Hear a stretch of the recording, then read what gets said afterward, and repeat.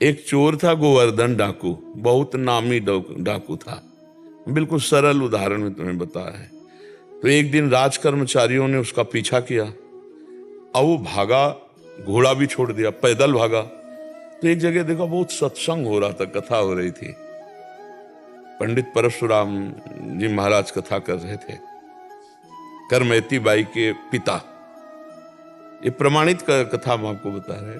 तो उस सभा में घुस गया। तो राज कर्मचारी आए, सोचा सभा में चोर कैसे हो सकता है, यहां तो चोर घुसने का अब उसको पाया ही नहीं। जब कथा 2-3 घंटे बाद समाप्त हुई तो कथा का प्रसंग चल रहा था। वृंदावन में श्री बांके बिहारी लाल को आज यशोदा मैया ने सोने की करधनी, सोना, वो तो चोर आदमी, करधनी सोने की। भगवान श्री कृष्ण चंद्र जी को बांके बिहारी को कह के पुकार। 8 वर्ष की अवस्था है, मैया ने सोने की लकुट दी, सोने का। अरे इतना माल एक साधारण, और गाय चराने अपने सखाओं के साथ जा रहे हैं। कथा समाप्त हुई, नजदीक पहुंचा, चाकू निकाली, पंडित परशुराम जी के गले में लगाई।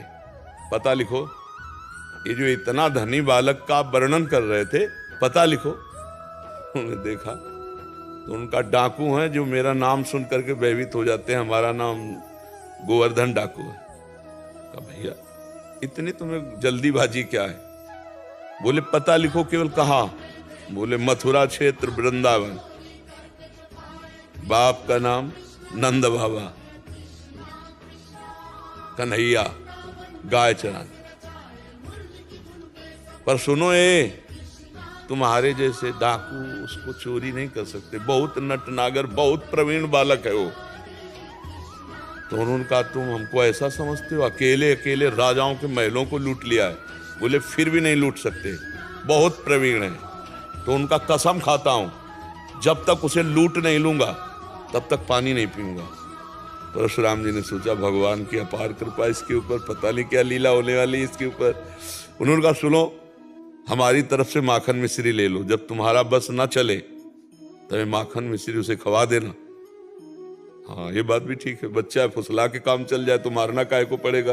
माखन मिश्री पेट में बांधी और कहा कसम खाता हूं जब तक उसे लूट नहीं लूंगा तब तक मैं पानी नहीं पीऊंगा। पर नाम क्या बताया तुमने? इतना बड़ा नाम तो? बोले श्याम सुंदर।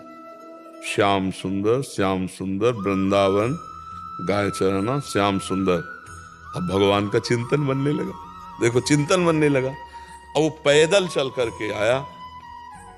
अब एकांत में जहां गाय चरते तो पूछते श्याम सुंदर की गौएं कौन है? बोले सबे हैं, ये ब्रजमंडल है, हर गौशाला भगवान के नाम की है। नहीं, बोले वो जो यशोदा मैया ने श्रृंगार करके चराने में, बोले वो तो कथा में लिखा है, प्रकट में थोड़ी अब रह गया। अरे बोले नहीं, पंडित जी झूठ नहीं बोल सकते।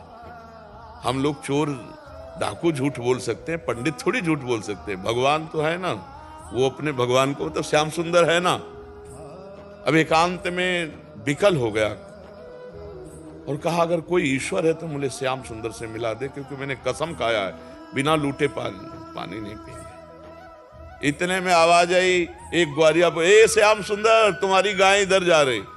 अरे दौड़ा उधर, देखा कमर में हाथ रखे, न जाने कौन से गुण पर दयाली दिली जाते हैं, पीतांबर की फेट, वैसे ही श्रृंगार जैसा पंडित जी ने वर्णन किया। श्याम सुंदर, कमल नयन, मोर मुकुट, करधनी और लकुट। उसने हर चाकू निकाली, हर सखा को, और वो सब सखा दिव्य, वो गायें दिव्य भगवान ने प्रकट की थी। सब सखाओं का भाग जाओ नहीं मार डालेंगे। भगवान ने इशारा किया कि जाओ इसको हमें एकांत में निहाल करना। बोले हाँ बोल रहे। बोले तू डरता ले क्या? बोले अब काल से भी नहीं डरते, तेरे से क्या डरना है?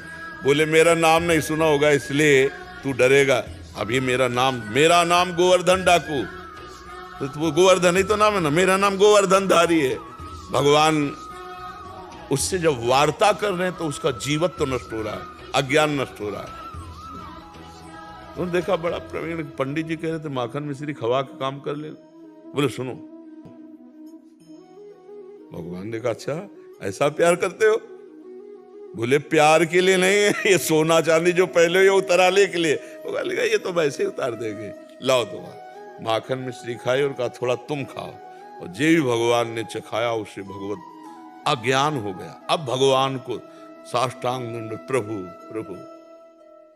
एक बात सुनी कि कन्हैया गाँव में चरा रहा है, चल पड़ा, कसम खा ली तो भगवान मिल गए।